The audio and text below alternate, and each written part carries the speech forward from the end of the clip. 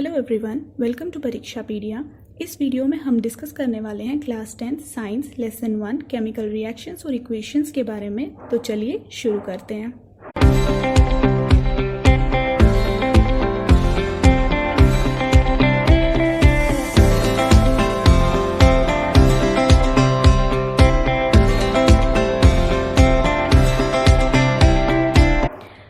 सबसे पहले कंसेप्ट है कि what is a chemical reaction? A chemical reaction is a process by which new substances are formed as a result of some chemical transformations between the substances। मतलब एक chemical reaction में दो चीज़ें होंगी, पहला कि एक नया substance जो है वो form होगा और दूसरा chemical transformations involve होंगी। अब ये new substance और chemical transformations इन दोनों को पॉइंट्स को क्लियर करने के लिए हमें कुछ टर्मिनोलॉजीज पता होनी चाहिए। सबसे पहले है chemical changes. Processes in which new substances are formed are called chemical changes। Chemical change में हमेशा एक नया substance जो है वो form होगा। अब जैसे इसे हम एक एग्जाम्पल के थ्रू समझते हैं, burning of paper. Burning of paper मतलब अगर आप एक पेपर को बर्न करते हो तो वो ऐश की फॉर्म में आ जाएगा। अब जो ये ऐश होगा, क्या उसकी जो आइडेंटिटी है, उसका नेचर जो है वो सिमिलर होगा पेपर की तरह? नहीं। क्यों? क्योंकि उसने अपनी फॉर्म जो है वो चेंज कर ली है, मतलब एक नया सब्सटेंस जो है वो फॉर्म हो गया है। इसी तरह digestion of food in our body या रेस्पायरेशन, ये सभी की सभी केमिकल चेंजेस हैं। दूसरी चेंज आती है आपके पास फिजिकल चेंज। अब physical change is a process in which no new substance is formed. मतलब फिजिकल चेंज एक ऐसी प्रोसेस है जहाँ पर कोई भी एक नया सब्सटेंस जो है वो फॉर्म नहीं होगा। एग्जाम्पल लेते हैं जैसे मेल्टिंग ऑफ आइस।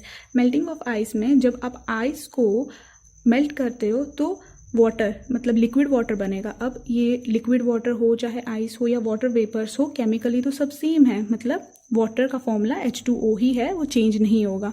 मतलब केमिकली जो है सभी के सभी सेम है और कोई भी नया प्रोडक्ट जो है, नया सब्सटेंस जो है वो नहीं बना है। उसी तरीके से dissolution of sugar in water की एग्जांपल अगर हम लें, अगर हम शुगर को या सॉल्ट को वाटर में डिसॉल्व करें तो फिर भी हमारे पास सिर्फ दो ही चीज़ें होंगी वहाँ पे, एक पहले शुगर होगा और दूसरा वाटर होगा। इसके अलावा कोई नया सब्सटेंस जो है वो यहाँ पे फॉर्म नहीं हो रहा है। इसी वजह से ये जो चेंज है ये एक फिजिकल चेंज है।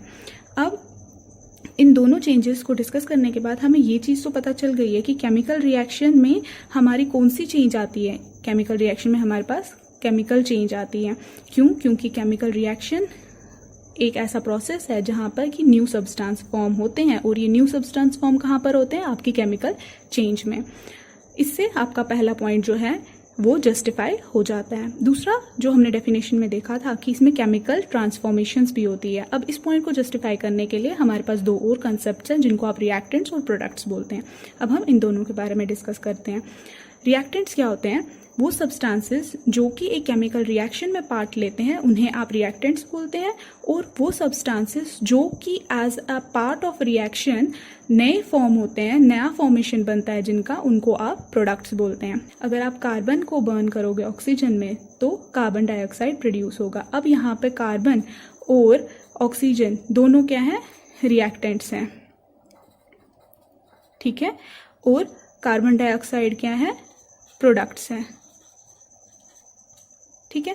तो इससे हमें पता चल रहा है कि जो भी दो सब्सटेंसेस आपस में रिएक्ट करेंगे वो हमें क्या देंगे? एक नया सब्सटेंस देंगे जिसको आप प्रोडक्ट्स बोलते हो।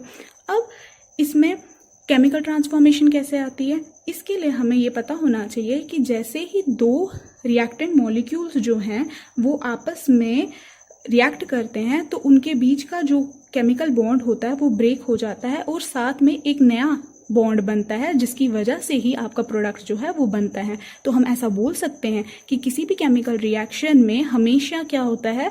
Rearrangement of atoms. मतलब ये एटम, इसके अंदर जो एटम्स होंगे, इसके अंदर जो एटम्स होंगे वो आपस में रीअरेंज होंगे, बॉन्ड को ब्रेक करेंगे।